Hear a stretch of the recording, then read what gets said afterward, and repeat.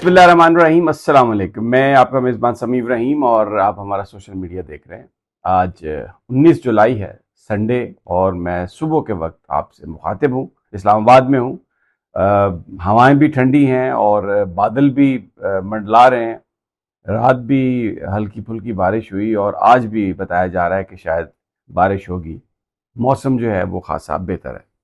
अब अगर हम खबरों पर नज़र डालते हैं तो जो एक कंट्रोवर्सी चल रही है मौलाना फजलुर रहमान की गुफ्तगू के हवाले से, और एक बड़ा सवाल ये था कि उन्होंने जो कहा है कि एक बात उसमें ये थी कि ये कहा गया कि आप लश्कर बनाएं कबायली, और जो दहशतगर्द हैं उनके खिलाफ कार्रवाई करें, उनके खिलाफ लड़ें। ये मौलाना ने बात कही थी और इसके ऊपर एक सवाल उठ रहा था कि फिर अगर लोगों ने खुद अपनी हिफाजत करनी है तो हुकूमत कहाँ है, रियासत कहाँ है, हमारी लॉ इन्फोर्समेंट जो है वो कहाँ पर है। तो राना सनाउल्लाह बड़े अहम वजीर हैं, वफाकी हुकूमत का हिस्सा हैं।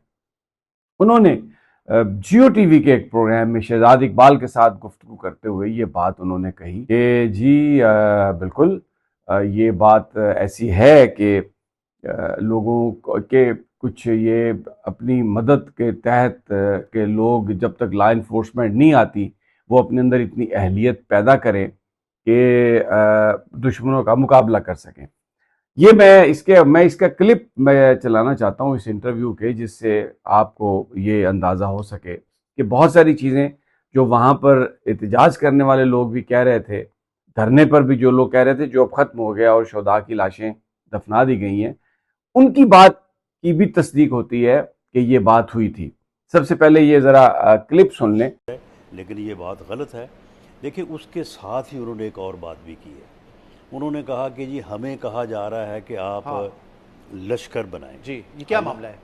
देखिए, मामला तो ये है, अब कोयटा में क्या हुआ, वो जो हिना आबादी का इलाका है, वहाँ पे वो जो दहशतगर्द हैं ख्वारिज, उन्होंने आगे वहाँ पे हमला किया है। 4 लोगों को वहाँ पे शहीद किया है, 7 को उठा के ले गए हैं। वहाँ पे फिर उस पूरी आबादी ने एहतजाज भी किया है।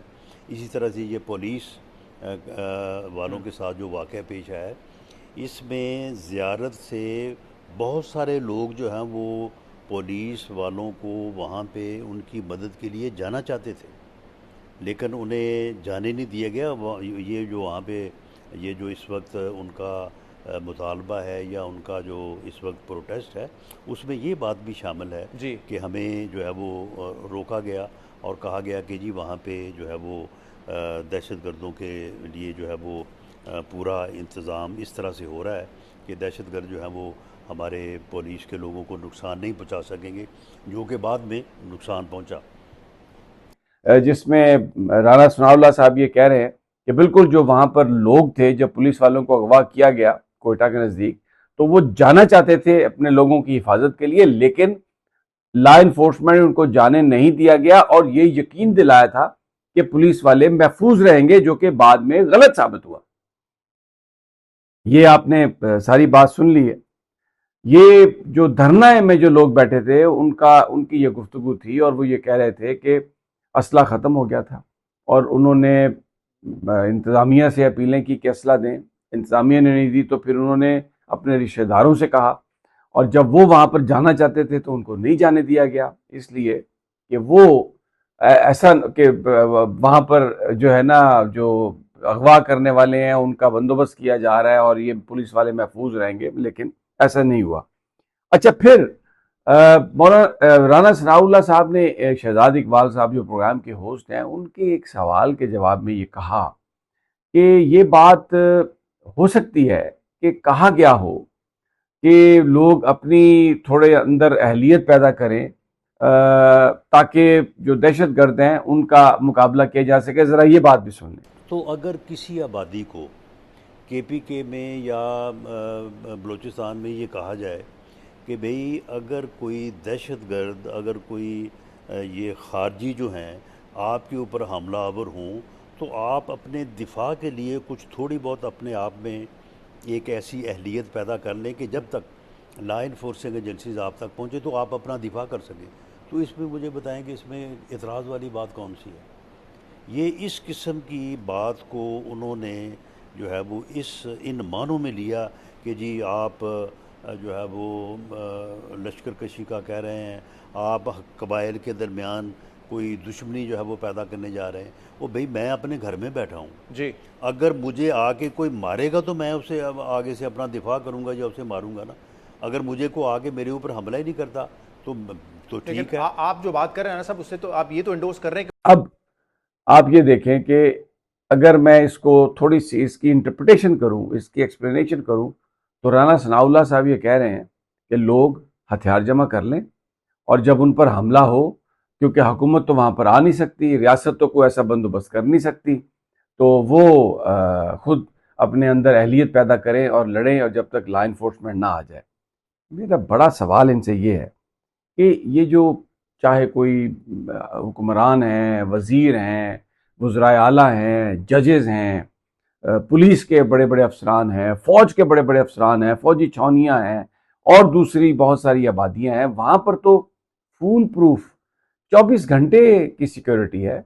वहाँ पर तो ऐसा नहीं है कि अगर कोई हमला हो तो वहाँ पर उनका मुकाबला करने के लिए लॉ इन्फोर्समेंट मौजूद ना हो।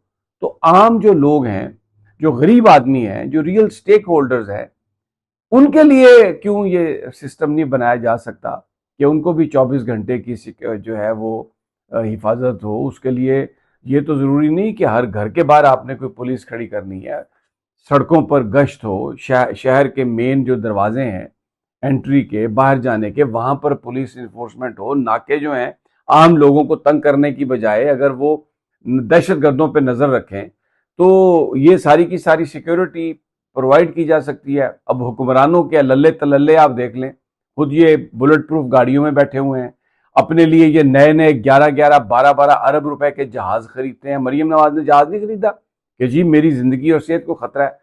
और ये जो बड़े लोग हैं 24 घंटे इनका जो सिक्योरिटी डिटेल ऐसी है कि लोग इनकी हिफाजत पर मामूर हैं और इनको कोई कुछ कह नहीं सकता। आम आदमी जो है वो मर जाए, थाने में जो पुलिस वाले हैं उनको आप एमुनेशन न दें, उनकी आप हिफाजत करने के लिए लोग अगर जाना चाहें उनको भी आप इजाजत ना दें, तो फिर आप ये कहें कि आप अपनी अहलियत पैदा कर लें। इसका मतलब तो ये है कि आप लोग फिर जो अगर अपना काम खुद करना शुरू कर दें तो चोरों को और जो डाकू जो हैं उनको पकड़ के जो स्ट्रीट में लोग मारते हैं, जिसे हम विजिलेंटे जस्टिस कहते हैं, आप उसको प्रमोट कर रहे हैं। आप ये कह रहे हैं कि हुकूमत नाकाम हो गई है, हम बिल्कुल नहीं आ सकते आपकी मदद के लिए, आप अपना बंदोबस्त खुद करें। ये राना सनाउल्लाह तस्लीम कर रहे हैं। गुफ्तगू के लिए अल्फाज उन्होंने और चुने हैं, मिसालें और दे रहे हैं, लेकिन दर हकीकत वो यही कह रहे हैं। तो मौलाना फजलुर रहमान ने, मैं पहले दिन से ये कह रहा हूं कि मौलाना की शख्सियत पर बात करना छोड़ें, माजी में उन्होंने क्या किया क्या नहीं किया इसको छोड़ें। ये बड़ी संगीन बात है कि उन्होंने ये कहा कि हमसे कहा गया कि आप लश्कर बनाएं और आप दहशतगर्दों के खिलाफ कार्रवाई करें। तो इनडायरेक्टली राना साहब अल्फाज वो नहीं है, लेकिन एक तरह से तस्दीक कर रहे हैं कि ये शायद बात हुई है। और उसको शायद मौलाना साहब ने, क्योंकि शहजाद इकबाल बार बार सवाल कर रहे थे कि शायद मौलाना को गलत फहमी पैदा हुई हो, तो मिसालें दे के राना सनाउल्लाह ये कह रहे हैं कि देखिए बैंक वाले भी तो सिक्योरिटी गार्ड रखते हैं, तो अगर ये कह दिया गया कि आप अपनी अहलियत में इजाफा कर लें जब तक लॉ इन्फोर्समेंट ना पहुंचे, तो इसमें कौन सी ऐसी बात है? इसमें बात है ऐसी, रियासत और हुकूमत अपनी नाकामी और नाअहली का इतराफ़ कर रही है और वो कह रही है कि मैं आपको नहीं बचा सकता, हुकूमत आपको नहीं बचा सकती, आप अपने अंदर ये अहलियत पैदा करें। असले के लाइसेंसों पर तो आपने पाबंदी लगाई हुई है, और फिर अगर आप हर बंदे को असला दे देंगे तो आप हर गली में हर अपने दुश्मन को, किसी के साथ भी उसकी दुश्मनी है, उसको मारेगा और कहेगा कि आप, मैं तो, ये तो मुझे लगा दहशतगर्द मेरे ऊपर हमला करने के लिए आ रहा है और मैंने उसको मार दिया। ये तो एक अनारकी और अफरा तफरी फैलाने वाली बात है। ये तो एक ऐसी बात है कि जो हुकूमत ये इतराफ़ कर रही है कि हम बिल्कुल ये जो है नाकाम हो चुके हैं।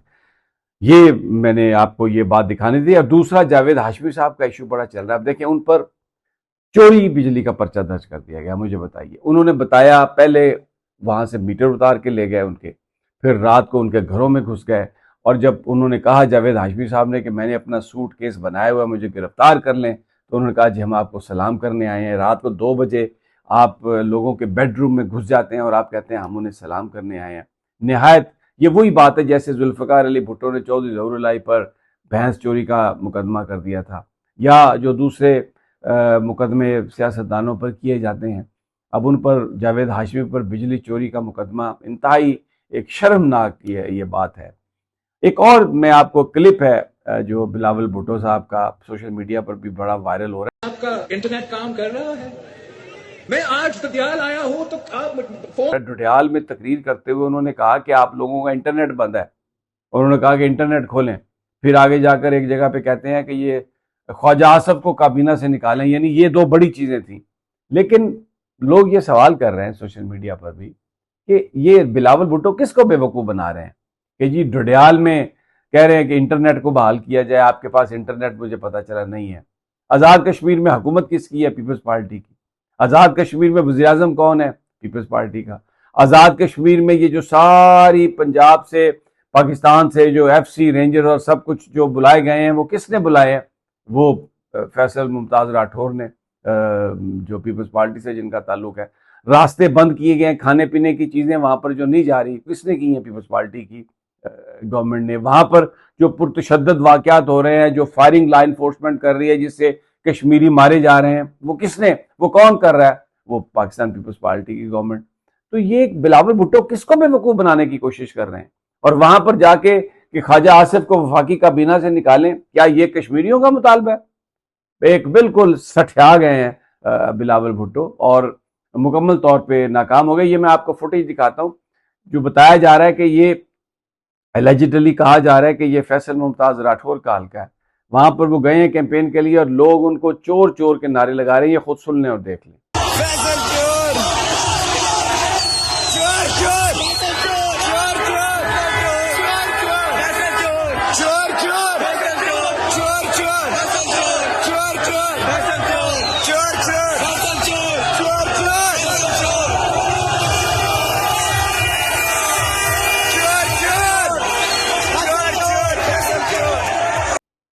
अब ये कश्मीर की सूरत हाल है और ये पाकिस्तान के अंदर दो तीन ये मामला डोमिनेट कर रहे हैं।